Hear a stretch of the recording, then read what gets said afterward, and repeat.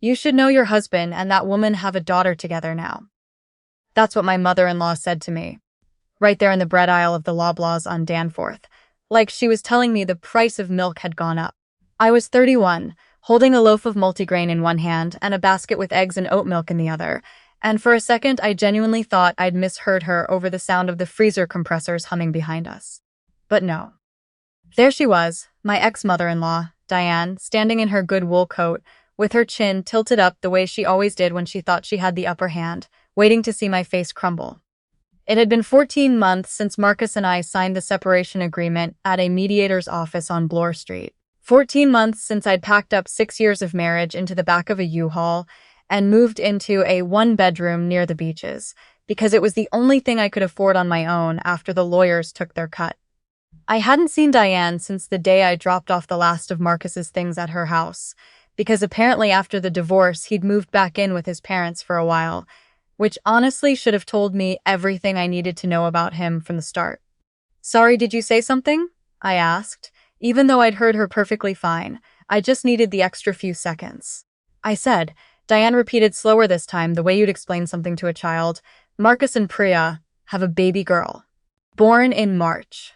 They named her after his grandmother." She let that sit there between us, watching me, waiting for the tears or the gasp or whatever performance she'd been imagining on her drive to the grocery store that morning. "I just think it's only fair you hear it from me instead of stumbling across it on Facebook. I want to tell you I had some perfect comeback ready, something cutting and clever, but the truth is I just stood there for a second processing two things at once. The first was that Priya, my former best friend, the woman who'd done my makeup for my wedding, who'd cried actual tears walking down the aisle behind me as my maid of honor, had apparently been pregnant with my ex-husband's child for the better part of a year, and not one person in that entire circle had said a word to me about it. The second thing, and this is the part that still embarrasses me a little when I think back on it, was that I felt nothing close to what Diane was expecting me to feel. Not nothing, exactly. There was a flicker of something old and tired, like touching a bruise you forgot was healing. But underneath it was this strange, quiet calm, because somewhere in those 14 months I had built an entire life that had absolutely nothing to do with Marcus or his mother, or the apartment on Carlaw Avenue we used to share. I had a job I actually loved at a financial planning firm downtown, a tiny balcony garden that was somehow keeping Basil alive against all odds, and a relationship with a man named Dorian that I hadn't told a single member of Marcus's family about, because frankly it was none of their business. "Congratulations to them," I said, and I meant it more than Diane could possibly have understood. "I hope she's healthy." That wasn't the reaction Diane wanted. I watched her smile falter for just a second, the way a balloon does right before someone notices the slow leak. She recovered quickly, though. Diane always recovered quickly. "You know," she said, stepping a little closer, lowering her voice like we were sharing a secret instead of standing in the middle of a grocery store at 4 in the afternoon, "I always told Marcus you two rushed into things too fast. A woman your age should have known better than to think a marriage like that would last." She glanced down at my basket, at the single loaf of bread and the eggs, like she was cataloging the evidence of my apparently small, sad life. "It's hard building something on your own. I just hope you're managing all right." There it was. The real reason she'd crossed an entire grocery store to talk to me. Not to inform me about the baby. She could have done that with a text, or honestly not at all, since it had nothing to do with her. She wanted to see me small. She wanted, after everything, one more chance to remind me that in her mind I had been the disappointment, the woman who couldn't hold on to her son, while Priya had apparently won some prize I never even knew I was competing for. "I'm doing really well, actually," I told her, and I kept my voice even, the same voice I used with clients at work when they were panicking over a market dip and needed someone calm in the room. "Thank you for asking." She studied me for a second, like she was trying to find the crack in that sentence, the place where the performance ended and the real desperation showed through. She didn't find it, because there wasn't one, and that seemed to unsettle her more than any tears would have. "Well," she said, smoothing the front of her coat, "I should finish my shopping. It was good running into you, Vanessa." She said my name the way she always had, like it cost her something to say it politely. I almost let her walk away right then. I really did. I had my groceries, I had a date that evening, and I had absolutely no obligation to give this woman one more second of my time. But there was a small voice in my head, equal parts curiosity and something sharper, that made me say, Actually, before you go, is Marcus still working at Whitlock Group? Diane's expression shifted just slightly, the way it always did whenever Marcus's career came up, because his job had always been a sore point in that family. He'd bounced between 3 different positions in the years I'd known him, never quite landing somewhere, always one disagreement with management away from exploring new opportunities, which was the phrase Diane liked to use instead of got let go. He's doing very well there, she said, a little too quickly. Vice President of Operations, actually. They just bought a house in Leslieville, a beautiful place, 3 bedrooms. Priya's not going back to work, of course, she's focusing on the baby. She said all of this like she was reading off a brochure, like she'd rehearsed it for exactly this moment, for exactly this kind of audience.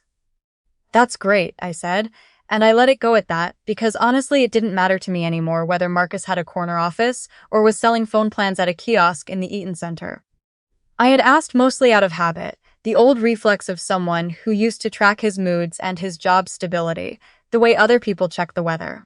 What I didn't know yet, standing in that grocery store with my basil seedlings waiting at home on the balcony, was that the question I'd just asked was about to matter a great deal more than I expected, and not for any reason Diane could have predicted.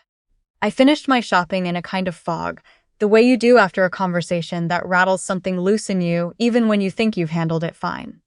I paid, I drove home, I put the eggs away, and then I sat on my balcony with a glass of wine and texted my sister the entire exchange word for word, because some things you just need another person to confirm actually happened the way you remember them. My sister's response was 3 separate voice messages, each one angrier than the last, and somewhere around the second one I started laughing, the genuine kind, the kind that surprised me a little because an hour earlier I hadn't been sure what I was going to feel. Dorian called around 7, like he did most evenings since we'd started seeing each other seriously about 4 months back. I almost didn't tell him about Diane, because it felt like dragging old furniture into a new apartment, but he had this way of asking questions that made it easy to just say things out loud. "She actually said all that to you in the bread aisle?" he asked, and I could hear the disbelief in his voice, the particular kind that men who grew up with reasonable mothers tend to have when they hear stories like mine. "In front of God and the entire frozen food section," I said. "And you're okay?" I thought about it honestly before I answered, because I didn't want to give him some performance of strength either, the kind I might have given Diane. "I think I am," I said.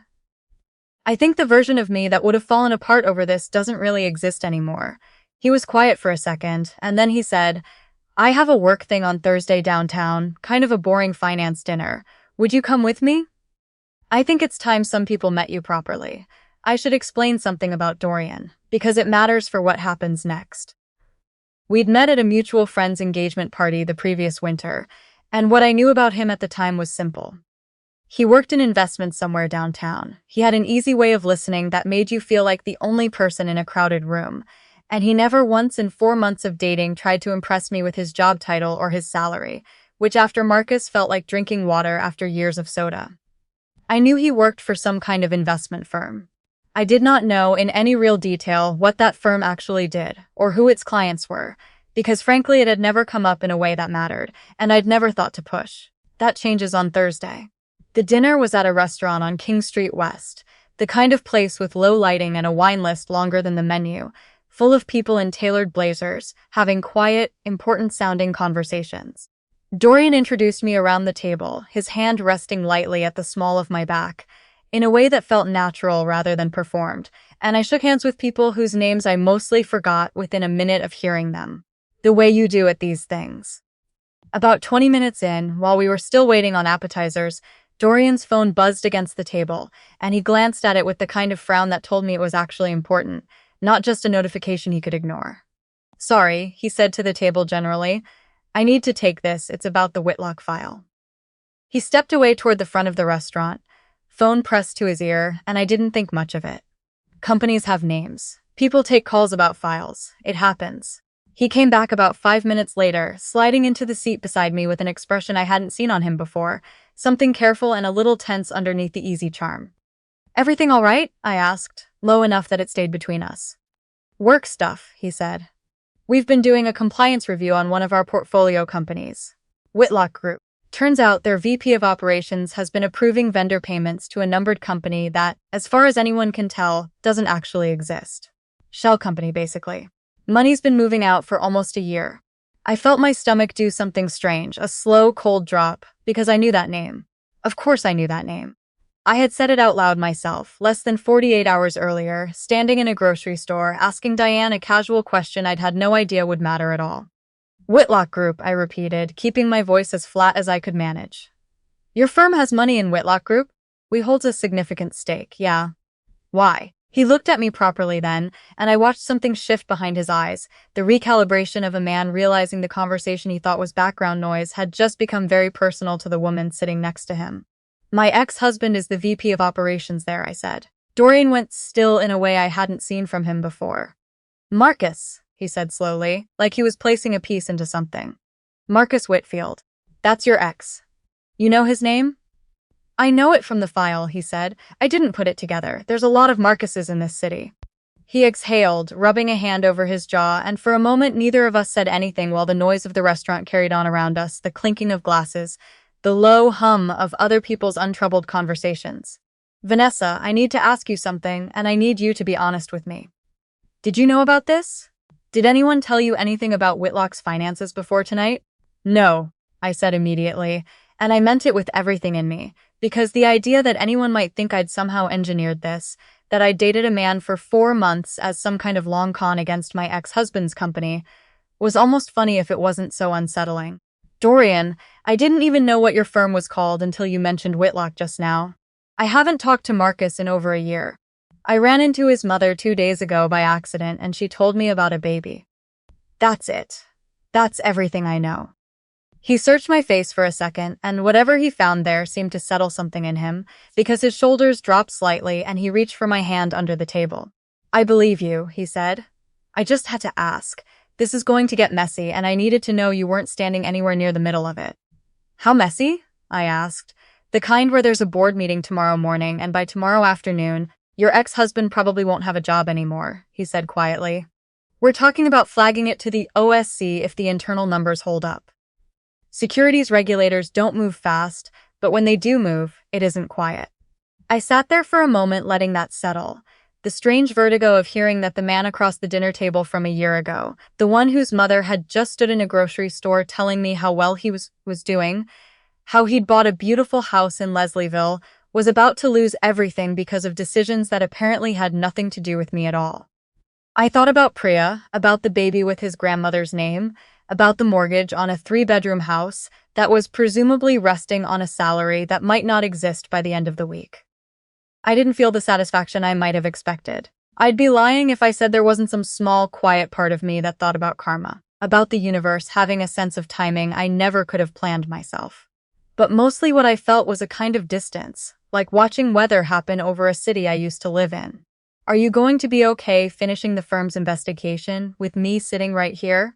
I asked, because it occurred to me that this might be an actual conflict of interest, something that mattered beyond our personal lives.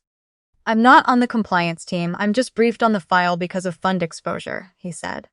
But I'll flag the personal connection to my managing director first thing tomorrow, just to be careful. I'd rather be transparent about it than have it come out sideways later. He squeezed my hand. For what it's worth, none of this changes anything between us. I just wanted you to hear it from me before it's everywhere. It is everywhere eventually, the way these things always end up being. 3 weeks later, a business reporter at the Globe and Mail ran a piece about irregularities in Whitlock Group's vendor payments, and within it, buried in the 3rd paragraph, was Marcus's name, alongside the phrase, "Under internal review, pending a referral to securities regulators." I read it once at my kitchen table on a Sunday morning, coffee going cold beside my laptop, and then I closed the tab and went back to watering my basil because it genuinely didn't feel like my story to keep reading. Diane called me twice that week. I didn't pick up either time. I'm not proud of that, exactly. But I also wasn't interested in becoming her sounding board, for a crisis I'd had absolutely nothing to do with, especially not after the bread aisle. My sister told me secondhand, through the grapevine of people who still followed that family on social media, that the house in Leslieville went up for sale within 2 months, that Priya had moved back in with her own parents in Mississauga with the baby, that Marcus was apparently doing some kind of consulting work now, which is the phrase people use when they mean they don't have a real job yet. I think about Diane sometimes, standing there in her good wool coat, so certain that telling me about the baby would be the thing that finally broke me, the moment she'd clearly been waiting over a year to deliver. I think about how she walked into that grocery store wanting to remind me I'd lost something, and walked out having no idea she'd just handed me, completely by accident, the first piece of information that would lead her own son's entire career to collapse. I didn't plan any of it. I want to be honest about that, because it would be a better story if I'd somehow orchestrated the whole thing. If I'd known exactly who Dorian worked with, and exactly what would happen when I said the word Whitlock out loud at a dinner table. But that's not what happened. What happened is that I kept living my life, kept building something steady and good, with a man who never once tried to make me feel small, and the rest unfolded entirely on its own, the way things tend to when you stop spending your energy trying to control what other people think of you. Dorian and I are moving in together this spring, into a place near High Park with enough light for an actual herb garden instead of one stubborn pot of basil on a balcony. I haven't spoken to Diane since that day in the grocery store, and I don't imagine I will again, not because I'm holding on to anger, but because there's simply nothing left between us that needs saying. She got the reaction she wanted, eventually, just not from me, and not in the way she ever could have expected.